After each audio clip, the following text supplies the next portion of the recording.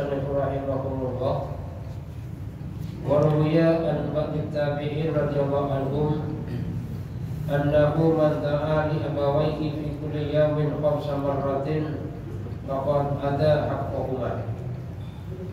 Ini diriwayatkan daripada ba'd tabi'in, salah satu tabi'in meriwayatkan bahwasanya barang siapa yang berdoa untuk kedua orang tuanya setiap hari, artinya sehari semalam 5 waktu, maka sungguh dia telah menunaikan hak daripada kedua orang tuanya.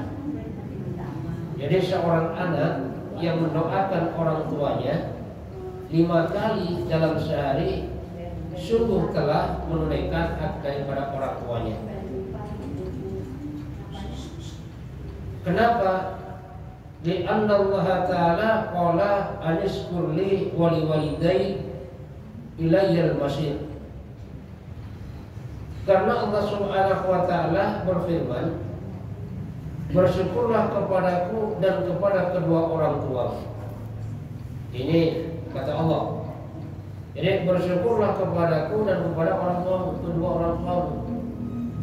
Karena kita semuanya ini suatu saat akan dikembalikan kepada Allah Subhanahu wa Ta'ala. Artinya siapapun kita suatu saat akan kembali kepada Allah. Makanya kalau ada orang meninggal, biasanya kan setelah ucapan istirja telah kembali kepada Allah atau pulang ke rahmatullah. Nah, makanya di sini bentuk syukur kepada Allah Subhanahu wa Ta'ala.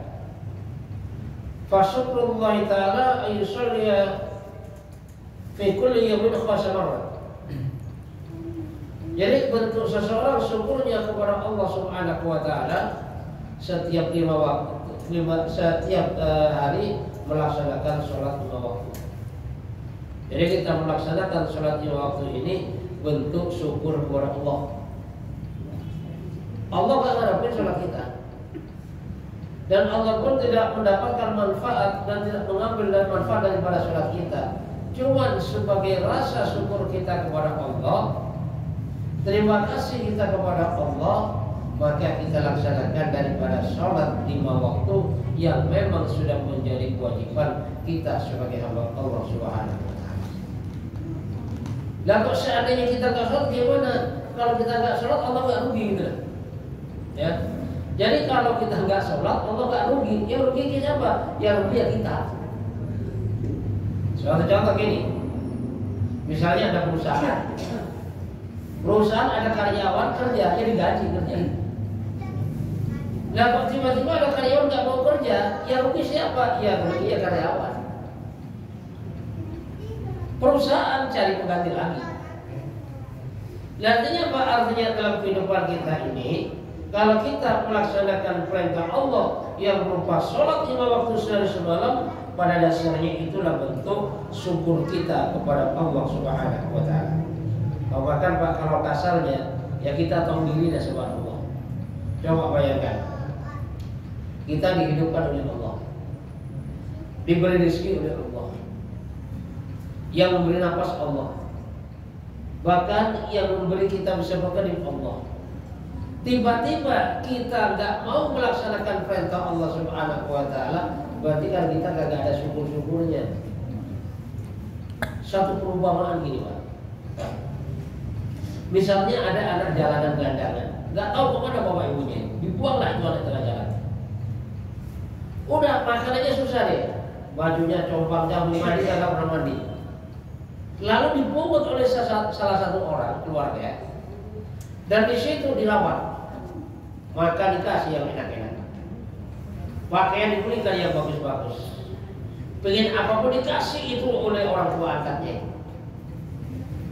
Lah terus suatu ketika oleh orang tua angkatnya itu disuruh untuk melaksanakan satu pekerjaan, padahal pekerjaannya itu nanti untungnya untuk dia. Lah tiba-tiba si anak pungut tadi itu menolak perintah daripada orang tua angkatnya tadi, maka anak pungut tadi ibaratnya anak yang tidak tahu diri. atau bahkan anak yang nggak tahu diuntung, ya kan? Ya masalahnya gini Pak, misalnya ada orang dia mau makan dia susah, tiap hari kita kesempatan terus, pokoknya kita servis tiap hari. Lah sewaktu-waktu kita minta tolong, dia tolak. Dia menolak permintaan tolong kita. Kan orang yang semacam ini sama halnya orang tidak tahu diri, dan nggak tahu diuntung. Nah kalau ada orang yang seperti ini, berarti memang orang kebangetan. Nah itu ibaratnya kalau kita nggak sholat, ya berarti sama halnya kita nggak tahu diri kepada Allah, dan kita termasuk salah satu orang yang tidak tahu diri. Padahal kita sholat itu pada dasarnya nanti kembali kepada kita sendiri, dan Allah Subhanahu wa Ta'ala tidak mengambil keuntungan daripada yang namanya sholat kita. Ya, itu makanya berdasarkan firman Allah, "Anishkurli wali walidayk." Ya, hendaklah syukur kepadaku dan juga kepada kedua orang tua. Makanya kembali lagi, bahwasanya barang siapa yang mendoakan orang tuanya setiap hari 5 kali, berarti telah menunaikan haknya. Berarti kalau ada orang tidak mendoakan orang tuanya sehari semalam selama 5 kali, berarti anak yang semacam ini tidak menunaikan hak daripada kedua orang tua. Makanya Pak, kalau kita melaksanakan maka sholat, kita kirim Fatihah kepada mak kita, kepada bapak kita. 5 kali kita sholat, berarti 5 kali kita doakan orang tua kita. Nah, tapi kalau kita nggak sholat, itu keberatan Pak. Ya. Kalau kita nggak sholat, itu repot kan. Ya. Kapan mau doain orang tua? Paling-paling dengan orang tua waktu orang tuanya meninggal. Itu pun dari malam pertama sampai malam ke-7. Dan dia itu pun doanya salah-salah. Dan orang lain yang banyak doain, orang lain yang tahlil. Kadang-kadang dia sibuk yang lainnya. Nanti setelah 7 hari udah nggak lagi doain. Ya mau doain gimana? Sholat aja. Ya. Nah kalau anak itu sholat, ada harapan mendoain kedua orang tuanya. Tapi kalau sholat saja enggak, mana mungkin dia mau mendoakan daripada kedua orang tuanya. Dan termasuk salah satu doa yang tidak diterima oleh Allah Subhanahu wa Ta'ala adalah doa orang yang tidak sholat. Ya. Jadi orang yang tidak sholatnya doanya tidak diterima di antaranya oleh Allah Subhanahu wa Ta'ala. Kenapa? Karena sholat ini adalah merupakan perintah pokok dalam agama yang setiap orang harus melaksanakan. Orang sehat harus melaksanakan, orang sakit harus melaksanakan, bahkan siapapun dia asalkan waras, akalnya masih waras, maka tidak ada alasan untuk tidak melaksanakan daripada yang namanya sholat. Walaupun misalnya cuma kedipan mata doang Pak. Jadi gerak gak bisa dia, cuma kedipan mata. Akal masih waras, masih punya kewajiban melaksanakan sholat. Nah walaupun badannya gede, dia sehat, ngangkat 1 kintal kuat, tapi kalau akalnya gak waras, gak wajib dia sholat. Gak sholat gak dosa dia. Kenapa? Karena akalnya gak waras. Nah orang yang akalnya gak waras ini termasuk orang yang tidak kena perintah di dalam agama. Ya. Makanya yang barangkali protes enak banget menjadi orang gila. Iya, emang gak sholat. Makanya kalau kemudian gak sholat, gila aja gitu kan. Yang penting gilanya gila beneran, ya, bukan pura-pura gila. Ya. Misalnya nanti kalau udah mau syukur, wah saya mau gila aja udah biar gak sholat. Apa syukur paras lagi, mau azan gila lagi. Gilanya gila beneran tuh. Lah orang kalau gila beneran itu gak merasa kalau dia gila. Itu gilanya beneran. Tapi kalau orang itu masih merasa dia gila, berarti dia gak gila. Ya. Jadi orang yang memang gila beneran, berarti dia gak merasa kalau dirinya gila. Lah di saat dia merasakan bahwasanya dirinya gila, berarti orang yang semacam itu sebenarnya tidak gila. Ya. Makanya seseorang ini kalau ingin lepas daripada yang namanya kewajiban sholat, maka dia harus gila, ya, baru dia nggak punya kewajiban melaksanakan daripada yang namanya sholat. Jadi sholat tadi merupakan rasa syukur kepada Allah Subhanahu wa taala.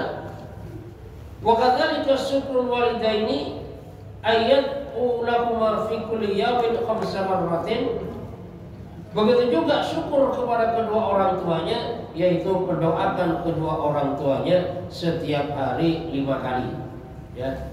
Bentuk syukur kepada Allah melaksanakan sholat 5 kali dalam sehari. Bentuk syukur kepada orang tuanya, berterima kasih kepada orang tuanya, yaitu mendoakan setiap hari, yaitu selama 5 kali. Summa qala rabbukum a'lamu bima fi nufusikum, dan bahwasanya Allah Subhanahu wa taala lebih tahu dengan apa yang ada darimu. Artinya apa? Yakni alim bima fi qulubikum. Artinya Allah Subhanahu wa taala ini mengetahui apa saja yang ada di dalam hati. Ya. Maka bagaimana cara mendoakan? Allah tahu tuh. Minal lain, daripada kelembutan hati seseorang, Allah tahu. Dia mendoakan orang tuanya ikhlas atau enggak, Allah tahu tuh. Ya kan? Karena Allah tahu hati setiap hambanya. Allah tahu gerakan hati setiap hambanya. Nah, makanya orang yang mendoakan kedua orang tuanya, maka dilihat hatinya oleh Allah bagaimana dia itu tulus enggak mendoakan kepada orang tuanya. Wal birri li abawaini, dan benarlahkah dia itu berbuat baik kepada kedua orang tuanya. In takunu shalihin, apabila ini termasuk golongan daripada orang-orang yang soleh. Makanya Pak, pentingnya mempunyai anak soleh, pentingnya menjadi orang soleh. Ya.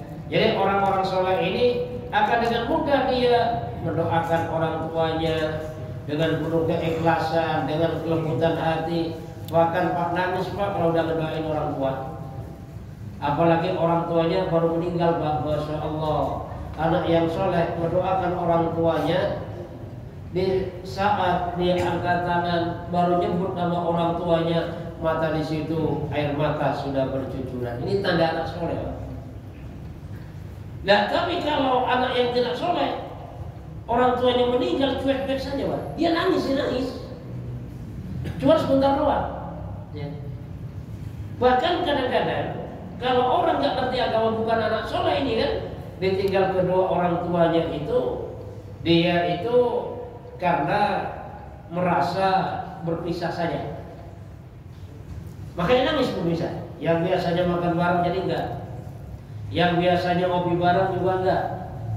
Nah, tapi kalau anak yang soleh, dia sedih menangis di saat kedua orang tuanya meninggal dunia, maka kesedihannya ini takut, bagaimana kalau orang tua saya ini nggak bisa menjawab pertanyaan kubur? Bagaimana kalau orang tua saya tidak diampuni dosanya? Makanya anak-anak yang soleh biasanya kalau ada orang tuanya meninggal, di saat para pentakziah ini pulang, dia itu masih tinggal di atas kuburan. Ngapain? Di situ doa kepada Allah Subhanahu wa taala. Memang di dalam kitab Al-Adhkar Rasulullah SAW menganjurkan apabila ada salah satu yang meninggal dunia, hendaklah di antara keluarganya yaitu tinggal di atas kuburannya untuk mendoakan. Lalu doa yang paling utama apa? Doa tasmid. Itu yang paling utama anjuran Rasul. Apa doa tasmid itu? Yaitu agar supaya ditetapkan dan dikuatkan iman Islamnya, sehingga bisa menjawab pertanyaan kubur. Karena kata Rasul pada saat itu, saudaramu itu dalam ujian yang sangat berat. Sangat berat ujian apa? Ujian menjawab pertanyaan kubur. Jadi pertanyaan kubur ini Pak, walaupun di dunia sudah dihafalin, misalnya tiap hari ngapalin, besok kalau saya meninggal dunia dikubur, di malaikat nanya, "Marrabbuka, siapa Tuhanmu?" Saya jawab, "Allahu Rabbi, Allah Tuhan saya." Kalau ditanya apa itu man nabiyuka, siapa nabimu, Maka kan saja Muhammad Nabi saya diapalin seperti itu, nyampe kubur belum tentu bisa, Pak. Ya. Kenapa? Karena yang menjawab dari para pertanyaan kubur itu yaitu amalannya. Ya, jadi amalannya. Walaupun misalnya kita ngapalin, Pak, sehari kita apalin 1000 kali, tapi kalau kita nggak sholat, kita nggak yakin kepada Allah Subhanahu wa Ta'ala, maka kita tidak akan bisa menjawab daripada yang namanya pertanyaan kubur. Nah, tapi di saat kita melaksanakan daripada perintah Allah, keyakinannya kuat kepada Allah, melaksanakan sunnah Rasul dalam kehidupannya, walaupun nggak kita apalin, maka dengan sendirinya kita akan mudah menjawab daripada yang namanya pertanyaan kubur. Sehingga kalau sudah menjawab pertanyaan kubur, maka pada saat itulah kubur menjadi taman daripada taman surganya Allah Subhanahu wa Ta'ala. Orang yang bisa menjawab pertanyaan kubur, maka dia doanya gini, Pak, Rabbi aqimis saat, ya Rabb segerakan hari kiamat. Kenapa? Karena dia ingin segera berkumpul dengan keluarganya di dalam surganya Allah Subhanahu wa Ta'ala. Karena kita besok masuk surga ini bersama keluarga. Makanya jangan sampai keluarga kita tertinggal. Maka Allah perintahkan besok udkhulul jannata antum wa azwajukum. Masuklah ke dalam surga kalian dan istri-istri kalian. Jadi Allah perintahkan masuk surga kita bersama istri, Pak, bersama keluarga. Artinya apa? Artinya bagaimana oleh kita di dunia ini, jadi ahli keluarga kita sama-sama kita ajak menuju surga. Kita punya istri, kita ajak istri menuju surga. Kita punya anak, kita ajak anak kita menuju surga. Kenapa? Agar besok masuk surganya bareng-bareng. Tapi saat di dunia kita cuek-cuekan, Pak. Istri nggak sholat dibiarkan, anak nggak sholat dibiarkan. Kita rajin ke masjid, kita rajin berjamaah, kita rajin majelis taklim. Tapi kalau anak dibiarkan, istri dibiarkan, maka besok akan menjadi penghalang kita untuk masuk surganya Allah Subhanahu wa Ta'ala. Sehingga harapannya masuk surga, tapi ternyata dimasukkan ke dalam neraka oleh Allah Subhanahu wa Ta'ala. Makanya kita niat masuk surga bersama keluarga kita. Kapan usahanya? Ya usahanya dari sekarang, dengan cara melaksanakan perintah Allah. Yakni antakunu ba'ina bil walidaini fa yastawjibuna 'ala Allahi bi dzalikal ajr fa innahu kana lil awabin ghafur. Maksudnya anak soleh tadi adalah dia berbuat baik kepada kedua orang tuanya.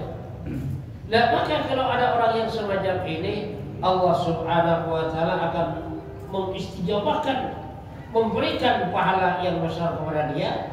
Dan Allah Subhanahu wa Ta'ala adalah Maha Pengampun, akan mengampuni daripada orang-orang yang kembali atau yang tobat kepada Allah Subhanahu wa Ta'ala. Artinya apa? Yakni intaraktum haqqal walidaini fatubu ilallahi ta'ala fa innahu kana lil awwabina raji'ina lil dzunubi ghafura. Artinya di sini bahwasanya apabila di antara kita ini ada yang meninggalkan hak kepada orang tua, jadi hak orang tua kita tinggalkan, artinya kita cuek kepada orang tua nggak kita urus, bahkan orang tua nggak pernah kita sapa, nggak pernah kita telepon dan sebagainya. Artinya di sini menjadi anak durhaka lah bahasanya. Nah, kalau sudah demikian, maka bertobatlah kepada Allah Subhanahu wa Ta'ala, karena Allah Subhanahu wa Ta'ala Maha mengampuni daripada dosa-dosa orang yang bertaubat. Artinya kalau kita masih belum berbakti kepada orang tua, bertobatlah kepada Allah. Ya. Jadi kalau kita masih belum bisa mendoakan orang tua, bertobatlah kepada Allah. Kalau kita masih belum bisa mengunjungi orang tua, bertobat kepada Allah. Ya. Karena itu perintah Allah Subhanahu wa Ta'ala, anishkurli wali walidain. Jadi syukur kepada Allah dan kepada kedua orang tua. Nah, makanya wajar ridho Allah ini tergantung bagaimana ridho kedua orang tua, dan kemurkaan Allah ini tergantung juga bagaimana kemurkaan orang tua. Sehingga Pak, walaupun ada anak rajin ibadah, sholatnya rajin, puasanya rajin, pokoknya semua rajin total masalah ibadahnya, tapi dia itu berani kepada orang tua, durhaka kepada orang tua, maka Allah Subhanahu wa taala tidak ridho kepada anak yang demikian ini. Ya. Kenapa? Karena ridho Allah bagaimana ridho kepada orang tua. Makanya kalau kita ingin berkah, ingin mudah hidupnya, rizkinya ingin mudah, maka berbaktilah kepada orang tua. Kalau ingin manfaat ilmunya, berkah ilmunya, berbaktilah pada guru. Jadi kalau ingin berkah dunianya, berkah hartanya, walaupun dia miskin tapi berkah, maka berbaktilah kepada orang tua. Kalau ingin berkah dan manfaat ilmunya, maka berbaktilah kepada guru. Makanya Pak, termasuk adab yang disegerakan oleh Allah Subhanahu wa taala, yaitu durhaka kepada orang tua. Itu disegerakan. Coba dah. Walaupun misalnya jadi orang hebat, coba dah. Ya, durhaka kepada orang tua. Gak lama itu Pak. Ini saya ada kisah nyata ya Pak, zaman dulu. Saya masih kecil dulu, itu ada ya satu kecamatan dengan saya itu, dia itu udah jadi orang hebat, jadi tentara, ya. Pada saat itu jadi pengawal Presiden Soeharto, hebat, termasuk orang hebat pada saat itu. Nah, tapi ternyata sama orang tuanya itu pernah mau nembak, ibunya mau ditembak. Coba, mentang-mentang dia tentara, pengawal presiden, merasa dia hebat, ibunya mau ditembak. Maka tidak lama kok dipecat dari tentara dia. Itu merupakan adab yang disegerakan oleh Allah Subhanahu wa taala bagi orang yang berani kepada orang tua. Lah kami kalau berbakti kepada orang tua, minta doa kepada orang tua, sering ngasih kepada orang tua, nyenengin hati orang tua, maka orang yang semacam ini akan disegerakan juga keberkahannya oleh Allah Subhanahu wa taala. Sehingga nanti mudah Pak, mau apa aja mudah, ya. Mau ini mudah, pokoknya serba mudah. Sebab apa? Sebab daripada yang namanya orang tua. Kalau orang tua sudah meninggal bagaimana? Kalau orang tua sudah meninggal, ya, maka kita perbanyak istighfar untuk keduanya. Ya, bisa jadi kita waktu firli wali walidayya warhamhuma kama rabbayani shaghira. Terutama waktu-waktu mustajabah. Kayak waktu di antara adzan dan iqamah, itu waktu-waktu doa yang dikabulkan oleh Allah. Pada saat itu doa untuk orang tua. Kenapa? Karena kalau kita banyak doa untuk orang tua, suatu saat Pak kita punya anak kita akan doain kita, itu kan. Jadi walaupun kita sekarang udah pada tua Pak, ya, misalnya umurnya sudah 70 tahun, misalnya udah kakek-kakek, tapi kita punya orang tua, gitu kan. Itu kita punya orang tua Pak. Walaupun orang tua kita sudah meninggal, kita punya orang tua. Nah, makanya orang tua yang sudah meninggal itu kita banyak doain, kita mintakan istighfar kepada Allah. Bahkan kita sedekah untuk orang tua. Ada tamu misalnya air putih, sedekah untuk orang tua, ngalir untuk pahalanya kepada orang tua. Dan di samping itu juga menyambung kerabat orang tua. Misalnya orang tua punya teman, kita samperin. Bahwasanya saya itu temannya ini gitu. Saya dulu sering kesini gitu. Nah, itu tanda-tanda berbakti kepada orang tua. Yang menjadi kerabat orang tua, kita samperin. Misalnya yang merantau ke Jakarta, kan biasanya banyak saudara di kampung. Cuman biasanya kalau sudah orang tuanya itu sudah meninggal, udah mau pulang kampung ini kayaknya kurang dekat. Itu katanya yang sudah agak punya orang tua ya. Jadi mau pulang kampung udah greget Pak. Kalau waktu ada orang tua tiap tahun itu pulang kampung, tapi giliran orang tua sudah nggak ada, 5 tahun belum tentu pulang kampung. Alasannya apa? Ngapain nggak pulang kampung, orang tua nggak ada. Padahal pamannya masih ada, di situ kerabat orang tuanya masih ada, sepupu masih ada, dan kita menyambung kekerabatan dengan mereka. Pada dasarnya itu salah satu bentuk kita berbakti kepada kedua orang tua. Karena yang namanya saudara Pak itu jangan sampai kepaten obor, ya kan?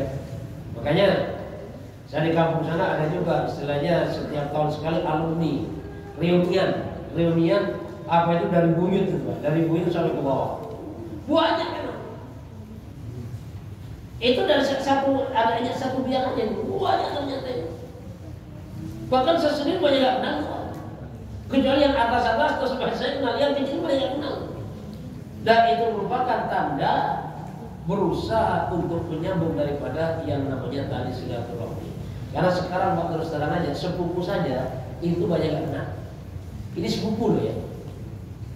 Kalau zaman saya dulu Pak, jangankan sepupu, sampai 3 pupu ya, itu masih kenal, masih akrab, masih akrab bersaudara sampai sekarang. Padahal sudah 3 kalinya, bahkan yang sudah 4 kali, 5 kali, sampai sekarang masih banyak terjadi. Nah ternyata akhir-akhir ini dengan sepupu saja sudah banyak yang gak kenal, gitu kan? 2 pupu udah cuek-cuekan, udah kayak orang lain. Lah kenapa terjadi yang semacam ini? Itu tadi kan, yang bisa jadi karena orang tuanya kurang mengarahkan, di samping itu karena kurang kepahamannya kepada agama Allah Subhanahu wa Ta'ala. Ya, sehingga dianggapnya kalau orang tuanya sudah meninggal, berarti di kampung itu sudah tidak ada apa-apa. Padahal masih banyak sepupu orang tua, masih banyak 2 pupu orang tua. Yang bagaimana yang demikian ini kita sambung, kalau kita nyambung kepada mereka, pada dasarnya itulah bentuk salah satu pengabdian kita, rasa syukur kita kepada kedua orang tua kita. Jadi saya ulang lagi, bahwasanya sebagian tabi'in meriwayatkan barang siapa mendoakan kedua orang tuanya sehari semalam 5 waktu, berarti sudah menunaikan haknya. Kalau tidak mendoakan selama 5 kali dalam sehari, berarti kita tidak menunaikan hak daripada yang namanya orang tua. Makanya usahakan Pak, sholat 2 waktu jangan sampai ditinggal.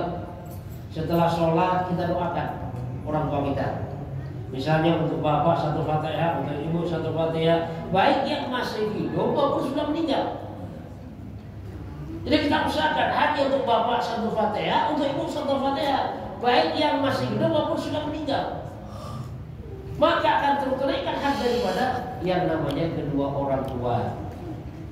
Nah hal yang semacam itu perlu juga kita sampaikan, kita ajarkan kepada anak-anak kita, cucu-cucu kita, agar supaya nanti siap atau mau mendoakan daripada yang namanya kedua orang tuanya, kan? Karena apalagi zaman sekarang Pak ini agak ngeri sedap Pak ya. Jadi keadaan anak-anak zaman sekarang, generasi zaman sekarang ya agak ngeri sedap, kan? Saya khawatirnya nanti paling enggak 2-3 generasi yang akan datang ini kagak ada Pak yang bisa berjenazah.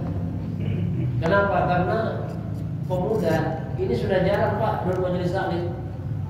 Bahkan sudah nggak tahu bagaimana nyolatin mayat, mandikan mayat, udah nggak ngerti itu. Ya, tahu-tahu nanti generasi kedua 3 dari sekarang orang meninggal bungkus saja udah kayak bungkus kacang, udah lemparin aja dulu Pak. Takutnya nanti seperti itu. Kenapa? Karena sudah awamnya daripada yang namanya agama Allah Subhanahu wa Ta'ala. Makanya merupakan satu nikmat besar ya kalau ada anak muda rajin ibadah, ada anak muda rajin bercerita, itu sangat luar biasa ya kalau yang tua ya udah biasa lah ya.